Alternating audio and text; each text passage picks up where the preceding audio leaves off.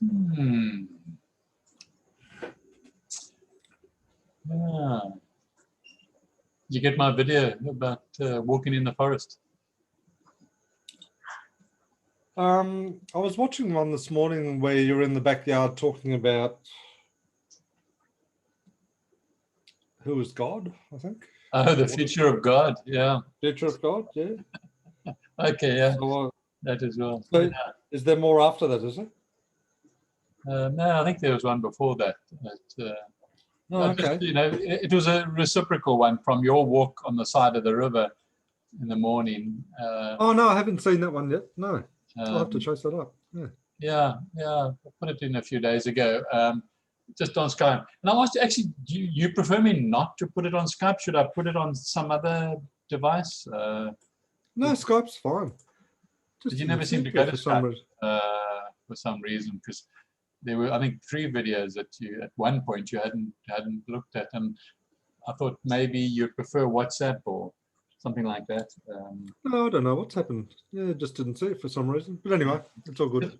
Because I also don't use Skype a lot now. You see, historically I used to have it booting up when my computer booted up, but now I only use Skype.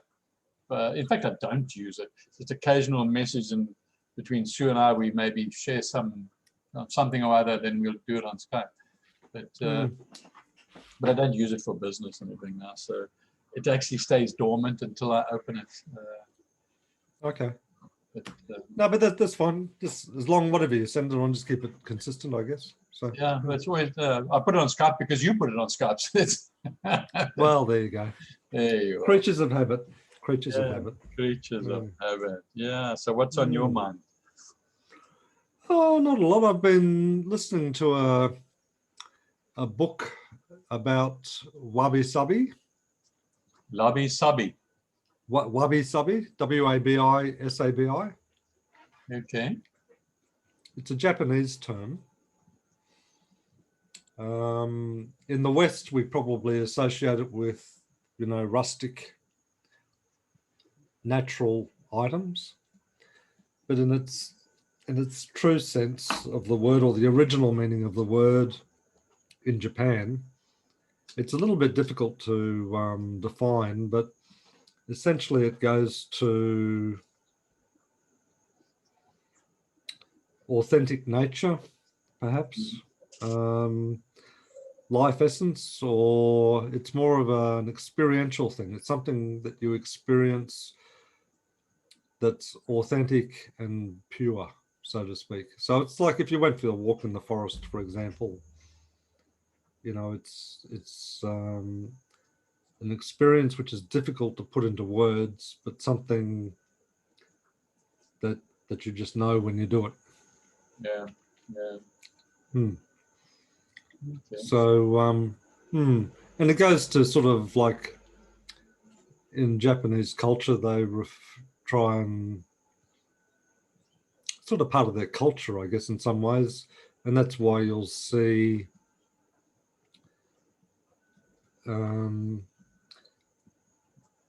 they often use a term, can't remember the word, but it goes to the essence of like perfectly imperfect.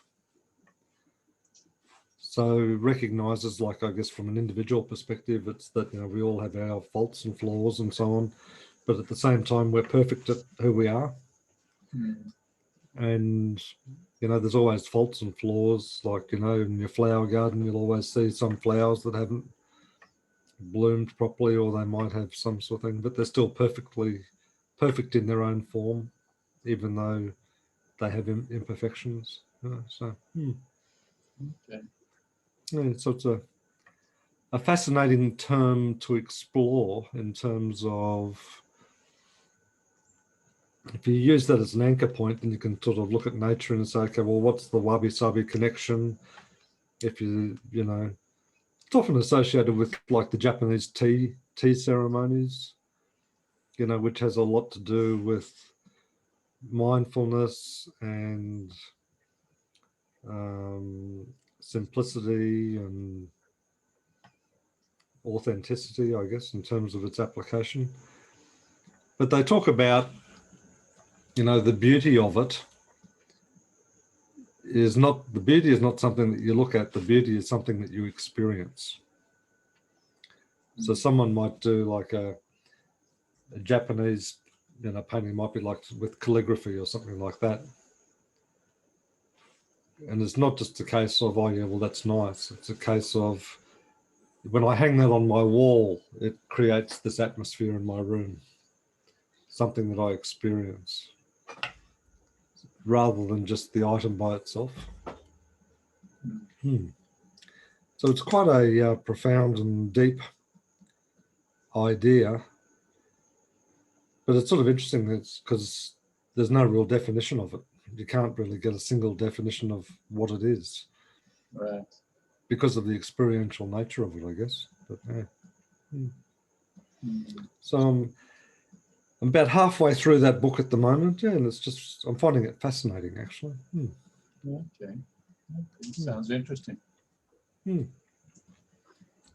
So yeah, it's written by an English girl who's lived in Japan for 20 odd years. And she refers to herself, she's an academic, but she refers to herself as a Japanologist. Okay. Yeah. Which I guess is just her way of describing someone who studies the Japanese culture, I guess. Sure. So yeah, fascinating place, actually, Japan. Yeah, but it's quite, that one statement was quite profound, and I totally agree with her. And that is, I sit in my garden and I listen to the birds and have my thoughts. That moment is an experience. I don't see a beautiful garden or a beautiful experience or something, or beautiful sounds. It's just I'm there, and so I like that thing. You don't see beauty, you experience beauty. You experienced, you're immersed in it. Yeah. Yeah.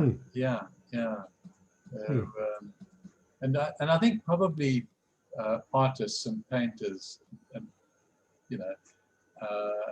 get immersed in whatever they're painting and their creativity, and so they're not observing their painting. They're not thinking, well, I must get my lines right or whatever. Okay, they just move with that. I guess it's much the same. You do a lot of carving. I guess when you're carving something, it's probably, it's also sort of must be, is it, or maybe I should ask you, is it an experience, or am I? Yeah, it is. Yeah, definitely is. Yeah. But she's sort of talking about one of the cultural aspects is that when someone writes a note to a friend, for example, they'll usually open that note, like the opening lines in that note will be, for example,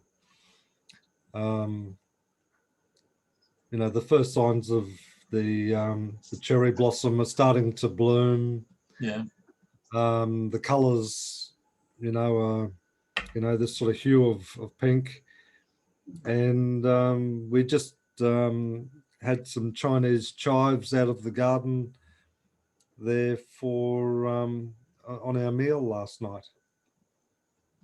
So the significance of the opening line is that they're very much in tune with nature and the seasons. In fact, I'll tell you more about that in a second.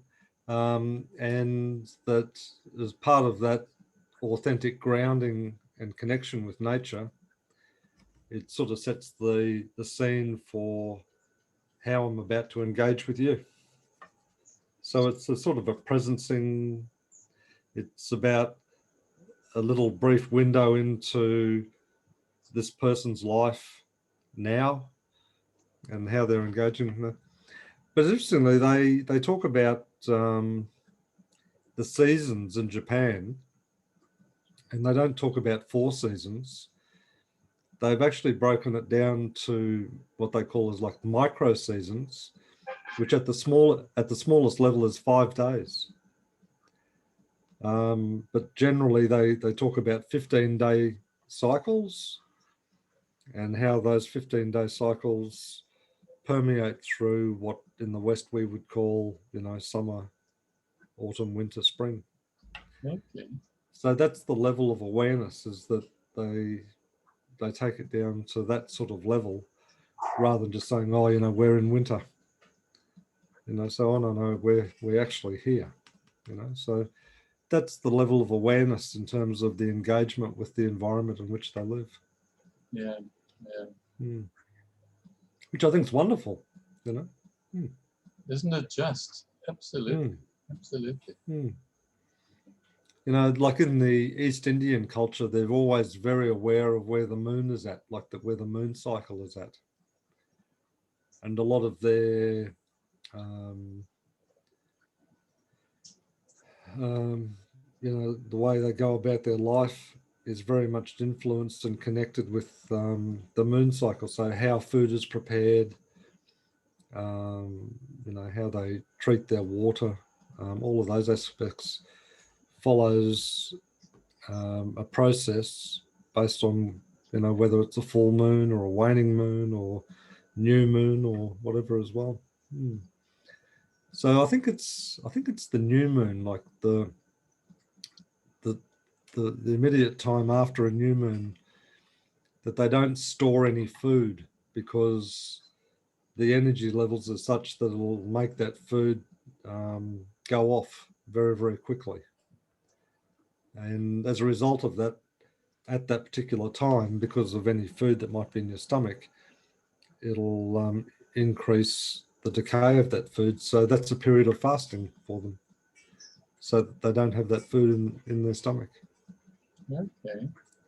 So like there's a science, grounding in these sort of traditions and that, which, that you say, oh, well, we always fast on the first day after the new moon. And people say, oh, yeah, that's nice, that's interesting. But the reason they do it is grounded in the scientific reason, So That is interesting about the fasting. I'd be very interested in knowing just a little bit more. And I'll tell you why, is that I used to, with gardening, and particularly when I was heavy into vegetable gardening many, many years ago, used to plant according to the moon cycles. Yeah. And, you plant certain things underground, like carrots and beetroot and so on that go underground at a certain time. And then other times, your cabbage and cauliflowers and things like that above the ground at a different phase. And that's the planting of the seeds. Okay.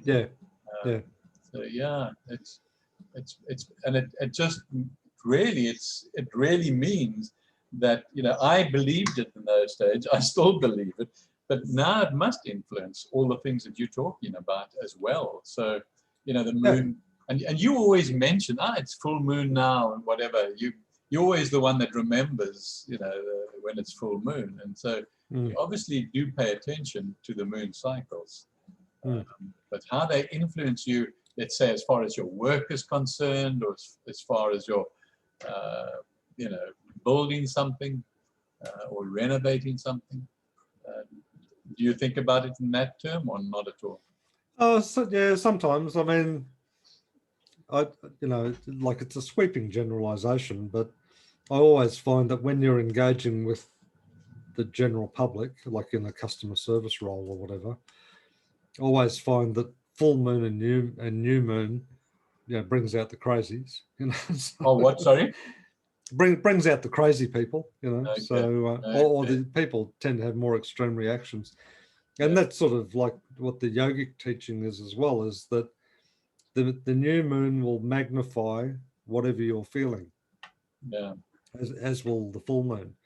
So that if you're feeling happy and blissful, then you'll feel ecstatic at that time. Whereas if you're feeling a bit down, you'll feel depressed at that time.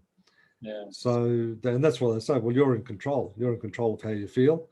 And at that time, it's particularly important because whatever you're feeling is going to be magnified, like tenfold or whatever. You know, so I sort of experience it in that sense. And I even know myself that I just know that at, particularly with full moons, and it affects me more like not so much on the full moon, but like the 2 or 3 days after the full moon, I just know that that's not a good time to make big decisions about anything. Okay, okay. So when is the best time for you? The ultimate best time?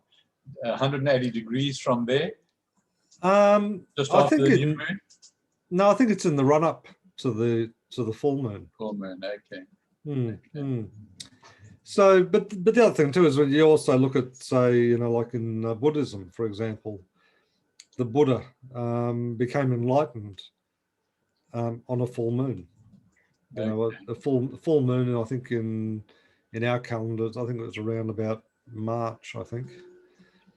So they talk about the you know, the enlightenment of the Buddha. The fact that he's sitting under a tree also, I think, significant. Yeah. You know, sitting under the Bodhi tree, and you know, became enlightened at the full moon. You know, so there's all of those physical astral elements, you know, that clearly have an impact on some of these things that we just sort of, you know, you initially read them as a story. Yeah. But I think a lot of those parables and so on, they were trying to convey certain information, you know, through analogies and, you know, stories and so on. So, and it was just that I think a lot of the meanings of those stories, you know, was lost over time, and hence we read those stories and we fail to see the significance of what they're saying. You know, is that, you know, if you're meditating on a full moon, you know, at this time of year, well, if you're in the right space, you know, it's an ideal time, you know, for potentially enlightenment to occur because of the magnification of the energies by the effect of the, you know, the planetary alignment. Right. You know, so, and when you talk about it in that sort of sense, it does become more of a science rather than, you know, like a spiritual wish. Yeah, yeah, yeah. Because people make wishes on full moon. Yeah. Yeah, yeah. But I think it's also, you know, farmers and fishermen and all sorts of people and gardeners and so on tend to be more aware of you know, what's going on in terms of moon cycles or where energy's at and when's a good time to plant or when's a good time to go fishing and when's a good time to harvest.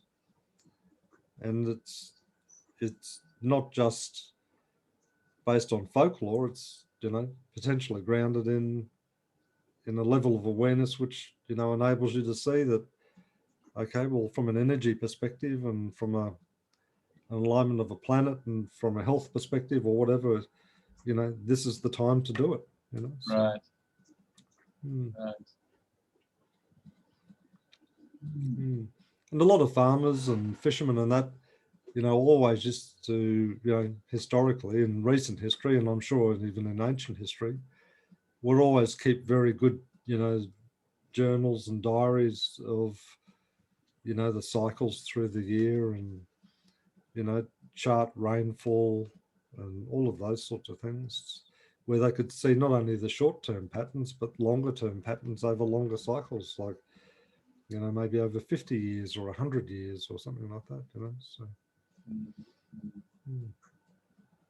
and so you even think about it a bit further, like, you know, the sort of things that Moya talks about, you know, with the different ages and so on. Well, they're obviously, you know, cycle related, you know. So Absolutely are. Okay.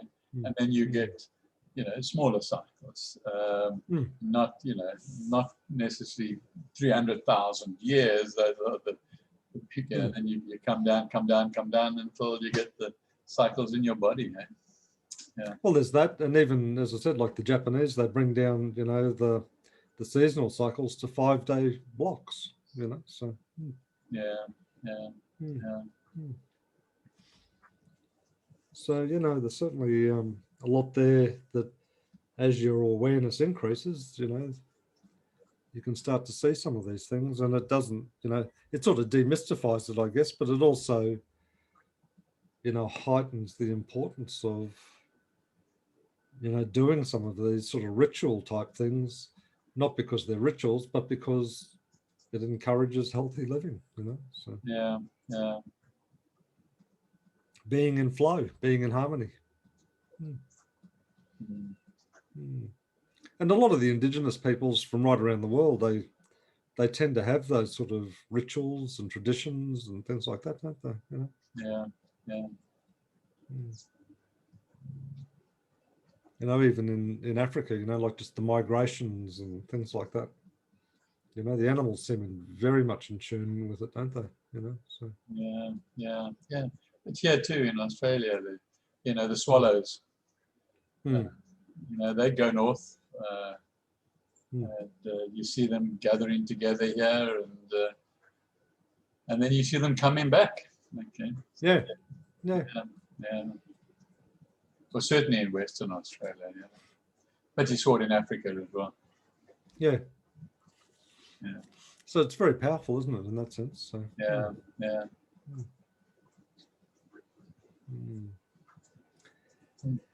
Yeah. So what was I going to ask you about something? I had contact from someone from Alatra there the other day. 2 days ago it was, I think. What's today? Today's Wednesday. Yes, it was on Monday. Asking me if I'd prepare a 1 or 2 minute video so that they can use it in their upcoming conference in March. Right. What do you say in 1 or 2 minutes? But what topic did they want you to talk on? Oh, about the building a creative society. Oh, okay. Yeah. And what can you say in 1 or 2 minutes? Well, I think you could say a lot if it's meaningful, if it's to the point. I would do it if I was you. Well, I'm going to. I've been thinking about it. Yeah. Yeah. It's it's almost like you and I are trying to do this 5-minute video and get our point of thinking down into 5 minutes. Okay. Yeah. And so perhaps it's 10 minutes, but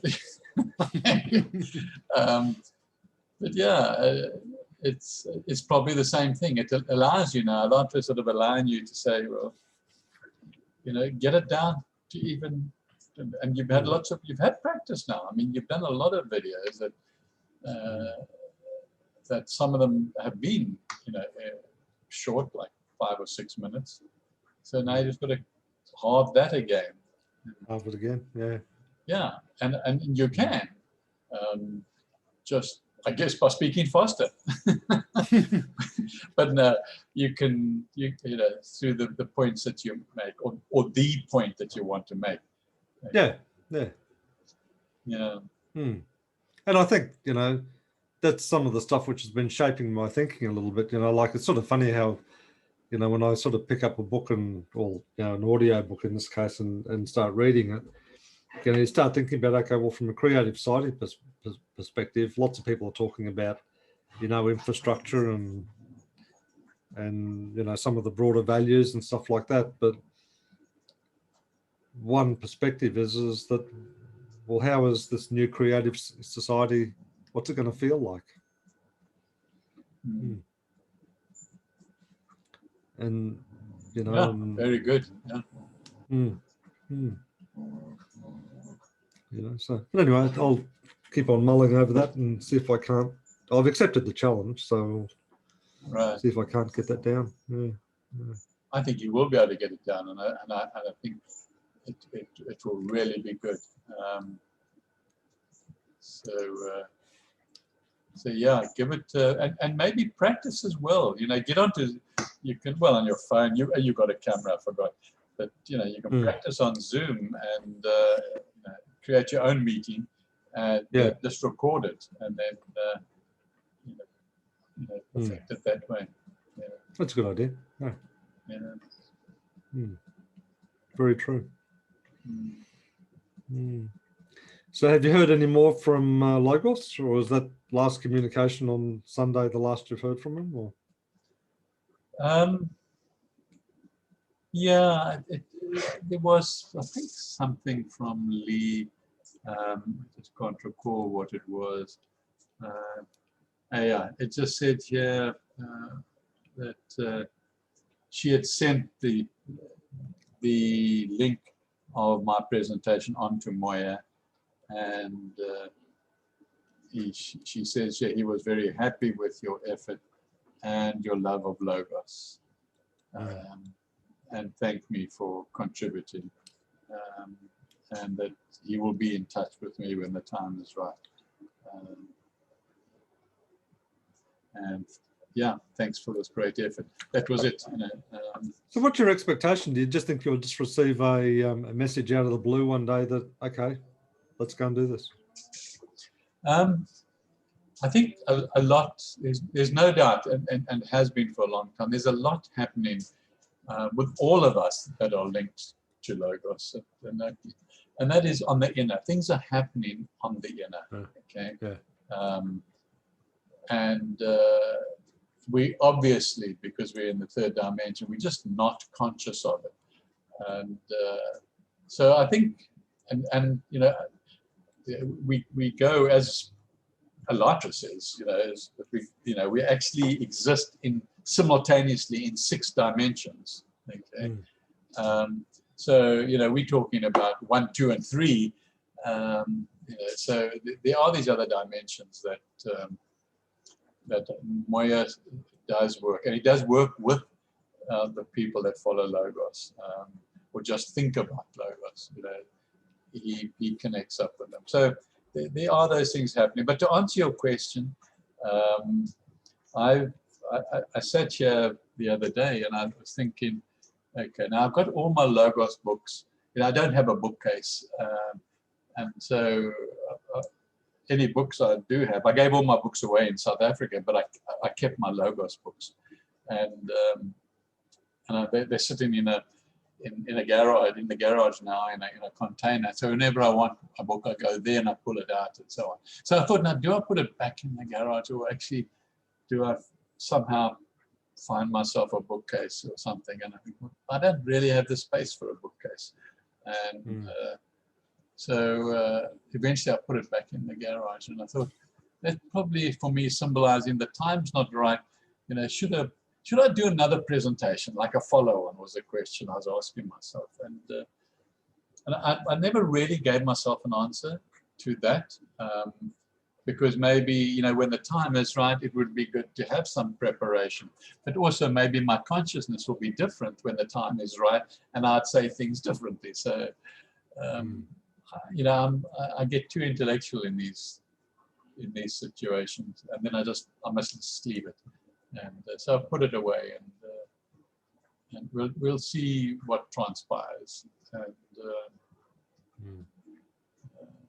yeah, so when he says, on a sort of similar but unrelated topic, I watched a video presentation. I was only like a 3 or 4 minute thing from Bill Gates that he's released, and he is very upset that people are saying that he and others are at the heart of you know, he calls it an evil conspiracy theory associated with his name. But then can you believe it? Then right in the next breath, he says, oh, but if you think the coronavirus is bad, wait until you see the next one. oh my God. Oh, but that's so typical of black hats. They have to disclose it. You know, they have to. It's part of their law, okay?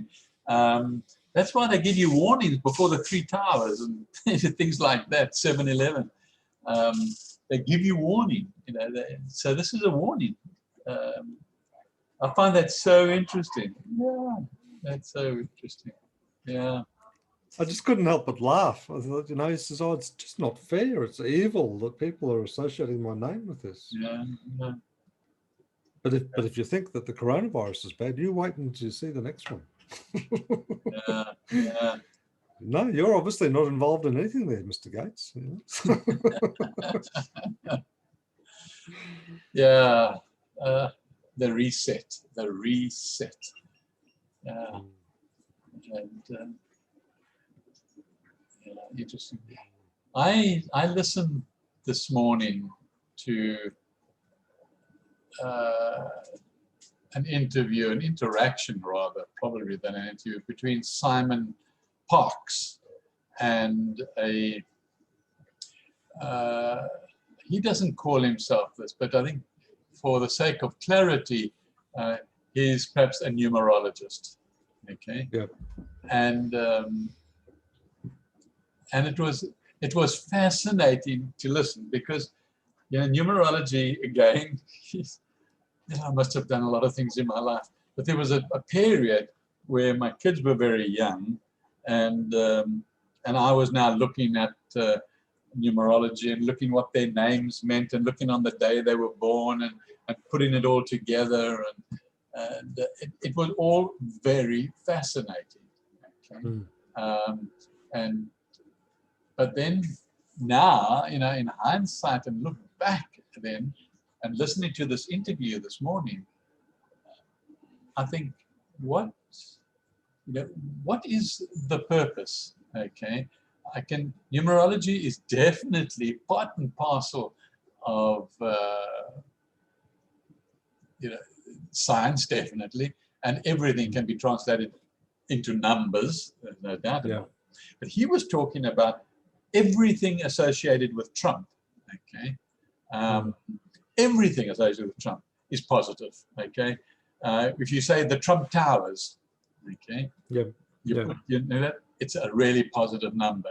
If you talk about Trump, the president, okay, whatever, okay, it's powerful. And out of that discussion, looking at Trump's life forward, the conclusion that these two people came to, that were interviewing one another, I think, were discussing this, was that Trump has been prepared by the universe for a long, long time, okay? And then numerology shows that, okay? And we went like step by step. So he's almost like a prophet, like somebody who's been sent now to get things straight, okay? And that was the discussion. And so it's like very casual discussion. It wasn't like a serious, it would jump from here to there to here, and but it made me think of my days of doing numerology, and now you've reminded me about my days when I used to plant with the moon and do other things with the moon cycles as well. So it's interesting that these little reminders are coming back at me. Okay? That's true. Yeah. And I say to myself, what's the significance? Okay, what's the significance? You know, I'm not going to run out and do numerology again, because yes, I know if I put Michael Patrick Plumstead down, and you know, I know what it's going to say, and I know what sort of number it is, and so you know, I could flatter myself and tell everybody, well, that's that number, but why? Okay, so it's a significant number, it's a significant category. So what? What's it doing? Okay, what's the value to anybody on the planet to know that particular number? You know, and we don't look at numbers and then make decisions based on the numbers, because somehow that would be interfering with something. Okay, I'm not quite sure what, but so you wouldn't use it sort of proactively. I don't know, and I'm not sure that I'm interested in knowing at this stage.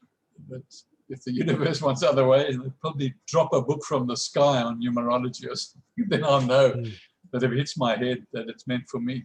You know? Same sort of thing would answer to you for Logos as well, probably.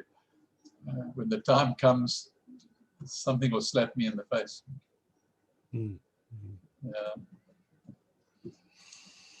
Yeah, and you're right. You know, there's a lot going on, you know, that we're not aware of, but we have a sense of it. I think that's probably the best way to describe it. We know that something's going on. Don't know exactly what it is, Yeah. but it's sort of enough to sort of bring you to a state of alertness about world events and local events, isn't it? You know. So. Yeah. Yeah. As you know, I've always been interested in world events. Instead, I'm watching to see how things unfold. Because one of the questions that Simon asked of this numerologist was, is there significance to the 4th of April this year? And Simon had a reason. I just can't recall what his reason was. And this guy said, let me find out. So he quickly did some calculations, and then he came back and said, yes, a very significant day, actually. And then they mentioned, and they got sidetracked. So, you know, that's like, to me, you can, if everything is so scientifically mapped out, maybe you can say, well, how significant is the 4th of April? But then you've got to then, if you say, you've then got to find everybody that is in the picture. Let's say Trump in this case, or, you know, on the other side, Pelosi or somebody like that. How are they interacting with their numbers for the 4th of April? Yeah. And then I guess you can start coming to some sort of conclusions, and which they did. And but it's not significant, I think, for our conversation. So, yeah. It's sort of interesting, though, because in a broader sense, at a personal level, you know, I just sort of find myself at the moment, I mean, I don't really do anything on social media.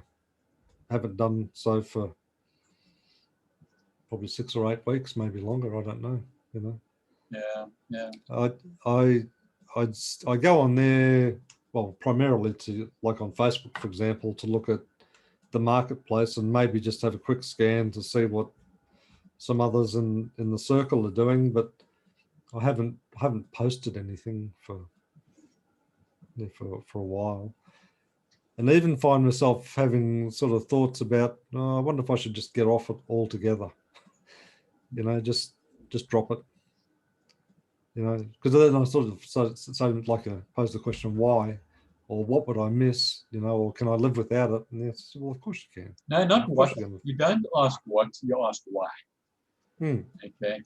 No, well, the question what was about, well, what do I get out of it? Like, so, you know, and the answer to that is, well, not much at all, really. No, don't ask what. There are millions of whats, and your logical will take you all over the place.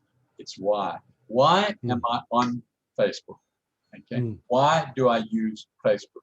Okay. Why do I post on Facebook? Okay. Answer that why, and then, you know, you'll make decisions. Okay. Well, I've already made them. You see, I'm now teaching people, old people, you know, about Facebook, okay, because they want to know. So I go onto Facebook, and that's an easy one. But when I've got to teach them about TikTok and Snapchat, okay, not teach them, but just make them aware, because gets it up. It's part of my technology exposure to old people. Now I've got to go in, and I've got to get myself an account and see what's actually going on. And I don't know anything about them. Yeah, well, most older people don't, okay, because they knew. I mean, the average age of a user of TikTok is under 18. Okay? Oh, really? Oh, yeah. Okay. So, and it's got some bad reputation from some bad postings and things, but it's all about videos. It's all about posting short, quick videos. And so on. Is it? Yeah. And the one that I promote in the sense of I support the older people going is Instagram. because it's like sharing a particular moment, okay? And then that becomes special in an old person's life, is that birthday party, that celebration, that So moment. are they just photos, or what do they put on it?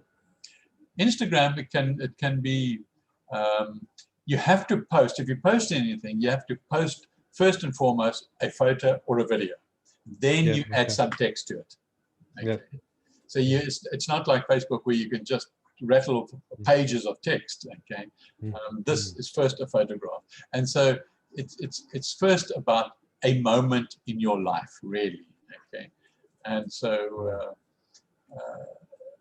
that's what you post, and people who have got hobbies and things, the groups are far more communicative, I think is probably a good word, because every post in that group has a picture. Okay, has to. So let's say you're doing, woodwork restoration or something as a group, and there are lots of those on Instagram.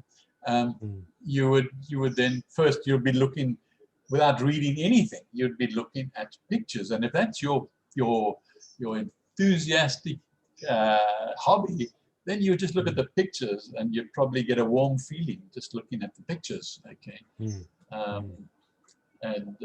so yeah, that's what you can also just use it to, message somebody. It is a messaging app as well, and a lot of people use it for business because it's absolutely. Oh, do they? Yeah, it's one of the.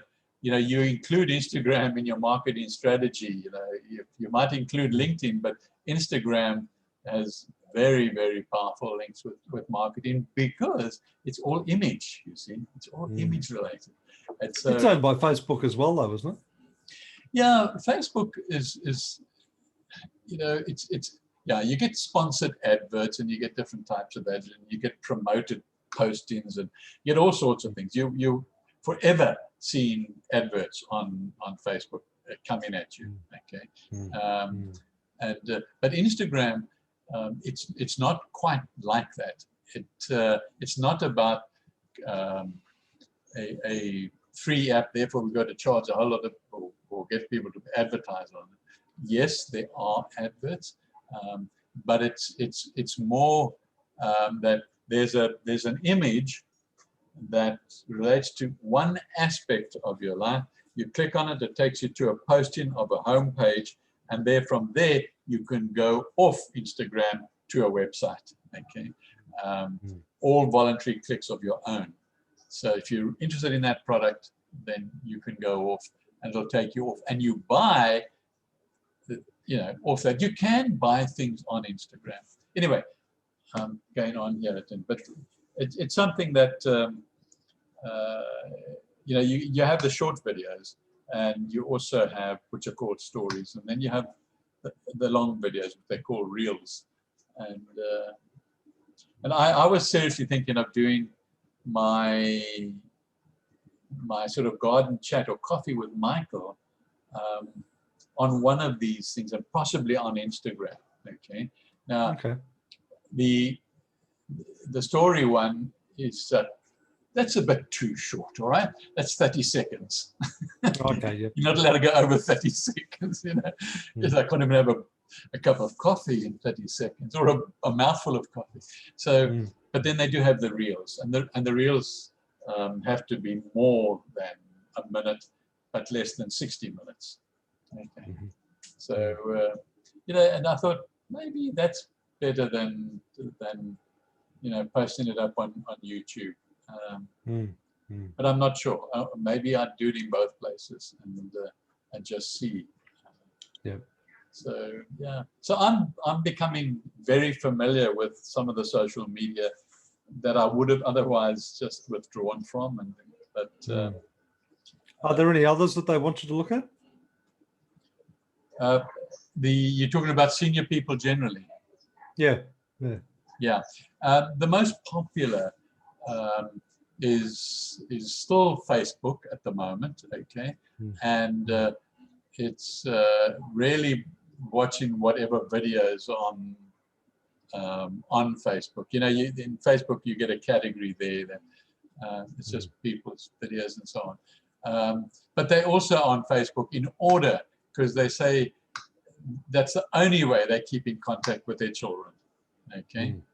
And so they're on Facebook. That's the primary reason a senior person is on, is to keep contact, children and grandchildren.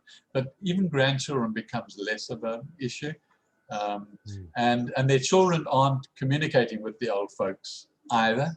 So they need to go onto their children and grandchildren's Facebook pages to see what's happening, to see what they're posting, in order to keep just keep a relationship going, if you could call it such a pathetic word, but that's what they do. People in this, the way things are changing, and really, I can only speak about quite a reasonably large number of North American people, and they're lonely. They're lonely. Yeah. Okay. Lonely and depressed, usually. And they're all thinking, you know, what do I do now? And that's why Get Set Up is interesting them more and more, because they're busy searching for something, and they can get it for free on Get Set Up. Okay. And it's a really interesting. It's a really interesting question. You know, like point that you touch on there, because if you said to someone, "What is it that you really want?" You see, I can ask that, and I do ask that question when I am having a class about planning a business at home. Okay. Now, at this stage, it's not a popular class. Okay. But I do ask that question. If I get, you know, probably the maximum I've had in that class is probably about 5 people. So I get between 2 and 5 when I do that class. And so I get a chance to ask them those sort of questions, and so it's a very varied answers, and you know, most of them just say, you know, I want to supplement my income. Okay, and I say, well, I'm sorry, but you know, that doesn't gel with me. Okay, you know, if you get some money in, that's a measurement of success of what you do. But let's find out why. And so my whole strategy in that class is pounding this word why. Okay, and they come out the other end, I must tell you, they're very complimentary. They've never ever been exposed to something like this. Never, Don. I would say 100% of them have never been exposed to an approach like this. Okay. And one person called it, it's such an interesting Australian approach. Little do you know, baby. So did they think that you're Australian? Do they? Well, you know, they know I live in Perth, Australia, because it's part of my introduction. You've got to introduce yourself, okay? Yeah. And so many of them are so enthralled by my accent, you know. So, I say, well, it's not Australian, you know. And one woman today, in fact, so I said, go and, you know, now you need to put on the kettle, make a cup of tea, and sit in your most comfortable chair. She said to me, what's a kettle? Oh my God, what do they call it in America? I don't know. Have you got any idea? No, I don't. I was lost. I said, what do you turn on when you make some water for some tea? She said, I don't drink tea. So I don't know. And I guess you couldn't use coffee necessarily, because I think they quite often brew the coffee through a filter or something like that. It could be, but maybe just say, how do you boil your water? Yeah. So maybe they don't. Yeah, but basically they're looking for companionship, and when I talk about, you know, if you're 70 years old, are you looking at the next 30 years for a career, you know, in the business? Yeah. And they laugh and laugh. 30 years. Okay, so they, in a sense, are waiting to die. Yeah. And so my task is to, my self-imposed task is to get them out of that frame of mind. Okay? Um, and get excited about something. You know, to avoid Alzheimer's, you need to be excited about something. To avoid Alzheimer's, you need to have some purpose in life and some meaning in life. So, but I can't say those exact words because get set up don't allow me to. I'm not a doctor that can say. But it's interesting though, because like I have the similar thought, even from my own perspective about, you know, like with furniture and that, you know, and I sort of wonder to myself, or maybe I need to say it out loud in the video, but I wonder to myself, like, well, you know, is there a piece of furniture in your house that you just could not live without? You know, and why? And if the answer is no, then, well, why wouldn't you find one? You know, Why wouldn't you? Why wouldn't you go and find one? Yeah. You know? So, and then that can cascade, like that can be the first domino that falls, you know, out of that, you know, when you have all the dominoes lined up, you know, to, well, why don't you look at how you're living? You know, like what's on your shelves, what's on your walls, what's on the floor? You know, ask yourself, why is that there? You know, is that still important to me? You know, it's just those minor, well, they seem minor, but I think they're major, little details of life that we become blinded to. And you know, that if we sat there and honestly and openly looked around the room, and I think it's, personally, I think you've had a fantastic privilege or associated with your move where you've had to do that just by downsizing and making decisions about what do I take with me around to the other side of the globe, you know. But for people who've lived, and presumably, you know, a lot of these students who've lived in that house for 10, 20, 30, 40 years, who knows, you know, reintroduce yourself to your living environment. Yeah, yeah. You know, why are those pictures on the wall? You know, why are those things on that shelf over there? Why are those things on the floor over there? Why are the walls that color? Why have you got curtains over those windows? Why? Okay, so take any one of those now. You take any one. Maybe the picture behind your head. Okay, and then answer the question: why is that symbol there? Well, that symbol's there for me for a couple of reasons. Okay, you don't have to tell me, but you have the reasons. You see? Yeah. And that's good enough.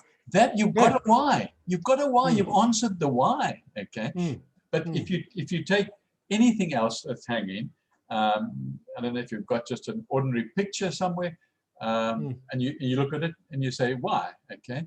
And well, it was attractive, or perhaps is attractive, or there's no particular reason, but it takes up a space in my house. So that's the reason. Now you know the reason. Okay. Whether it's important or not, it's not part of the why, I don't think. Okay. You know, it's just why.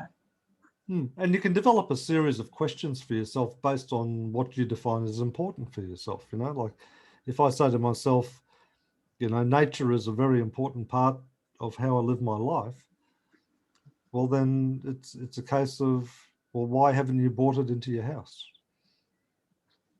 Why haven't you brought it into your living environment? Okay. Okay, that's a fair question. But why does everything that is important to you have to be in your lounge or your living room? Well, it doesn't have to be. That's the point. Yeah.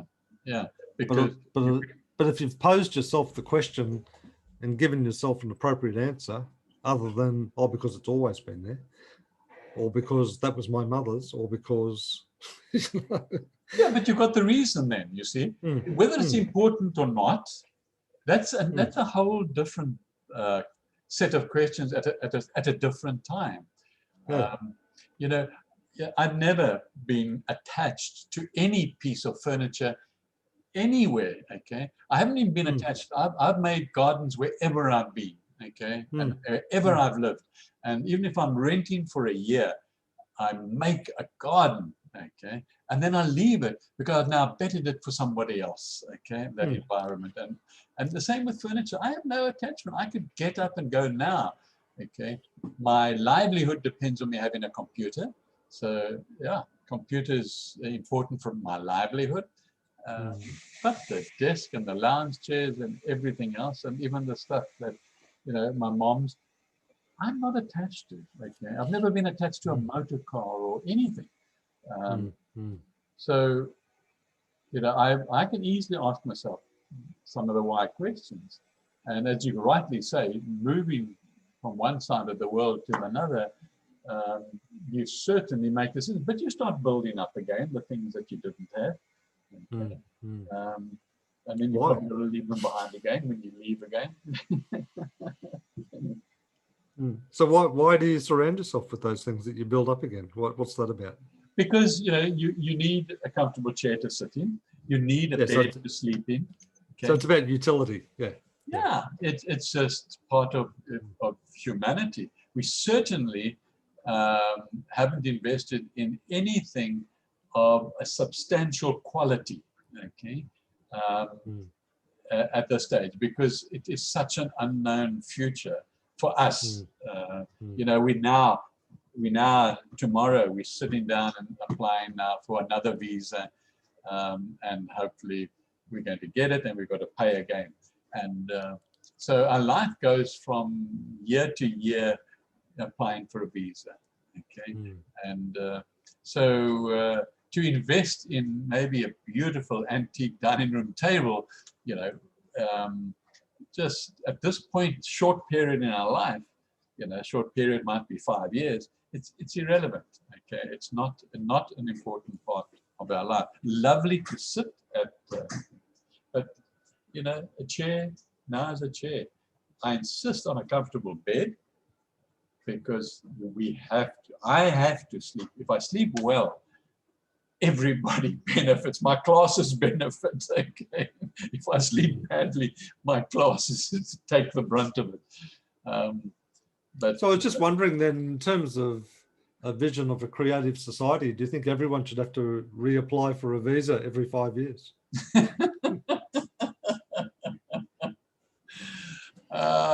Yeah. Come the day when there are no borders, eh? That's part of a creative society, when there are no borders, okay? And you can work where you are, and you can get a sustainable living, and you can move across to where your children are, and not be threatened or imprisoned or whatever. It's hard to imagine what that would look like, isn't it, really, in some ways? You know, I can, because I think probably, you know, the United States and the Soviet Union, no, they were made up of a whole lot of different countries. You know? And so, you know, you've got some sort of commonality there. And I know that in Southern Africa, talks are far advanced now to incorporate the countries bordering onto South Africa to take down those borders, okay? At the moment, they don't do it because the economy of South Africa is just so superior to the others that there would be such an influx of people trying to get jobs, and that would increase the size of squatter camps and those sort of problems. So they're trying to deal with those sort of questions at the moment, but it'll happen. It will happen soon. That those borders, then you'll get something maybe almost from the equator all the way down to the Cape Town. That will be one. They'll keep. I think they'll keep their identities, but there'll be no borders. Okay. There'll be no tariffs to send your stuff up and so on, and you'll be able to come and go. And yeah, I guess you'll have to register to apply for a job or something. But I guess America's facing a similar thing with the Democrats. You know, they want anybody from South America just to come. We'll look after you. Okay. So they want to break down Trump's wall and stop, just allow people in. And they want to give everybody that's currently there illegally, they want to give them citizenship. So you know, there are consequences to these sort of decisions. But in the long term, the creative society, that will happen. But the society has to be there first before you sort of force what the society may manifest in the future. Anyway. Yeah. Very interesting. Very interesting. Give me a few ideas to think about there. Yeah.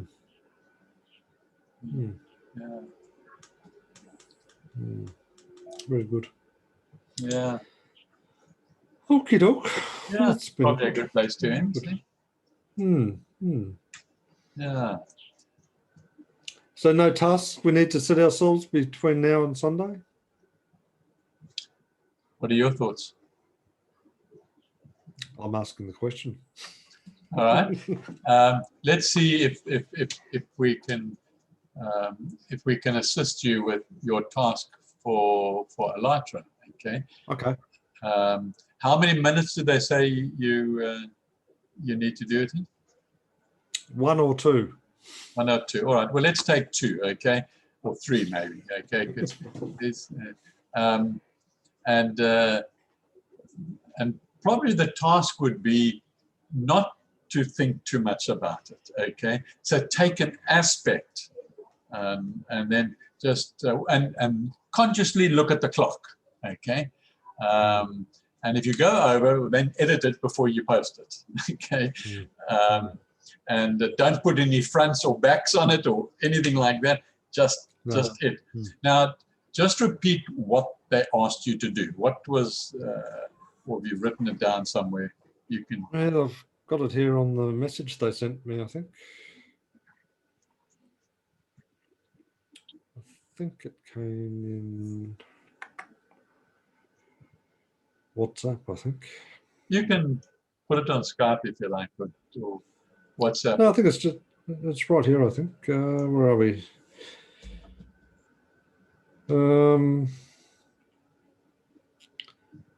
We would like to invite you to an important event, an online event that will take place on March the 2nd. This is the international meeting of participants in the climate projects, including breaking news. We will share our experience on participating in projects, understanding the importance of covering the topic of global climate change and timely informing people, and also what inspires us to act, how important it is to now to build creative society in connection with the growth and synchronization of cataclysms. Ideas for speech are open. Perhaps there is something that I would like to share. The meeting will be held online in Zoom, but if suddenly there is no way to join for some reason, you can record the video in advance and be present only in listening mode. I said, thanks, I should be okay, just depends on the time. And he says, maybe you can record your video before. It will be too late for Australia, as I understand. I said, yeah, sure. And I said, how long will the video be? He says, 1 or 2 minutes. Short and interesting, your experience, your opinion. Okay, so they're referring to the type of topics they're going to have on the 20th of March, which would be climate change, would be creative society. I think those are perhaps the only 2 that they mentioned. So topics around those 2. Yeah. Okay. All right. Well, why don't we try between now and Sunday, maybe do how many? 1 a day, 2 a day? We'll work on 1 at least. Okay, well, it's up to you. It's something we need to challenge ourselves to and do. So okay, well, let's try and do 1 a day. All right. Okay. And then yeah. I'll do it in my favorite location. That's fine. Your motocross. That's fine. Yeah, that's fine. And I'll just find time and place to do it. But I think in order to help you with the thinking of this process, it needs to be spontaneous. Okay, don't think too deeply. other than the moment before you start videoing, you know, perhaps. Yeah. You need your first word, but then that's fine. Okay. And then take it and watch the timer, and then upload it. And let's give it yours and mine a title. We call it the same thing. So in the future, when they come together, maybe what should we call it?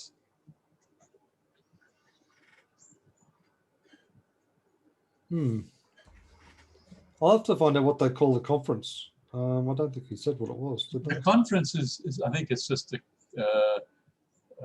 creative society or something.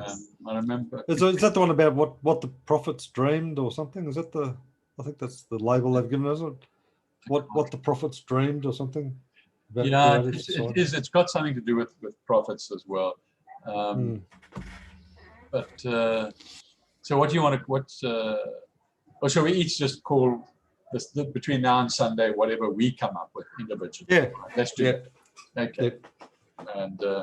And it'll only really come up, I think, when we upload it to YouTube, that it will actually, we need to put a title in. Yeah. Sounds good. Perfect. Okay. Until Sunday then. Wonderful. Okay then. Sounds great. Okay. Cheers, man. See you now. Bye. Bye.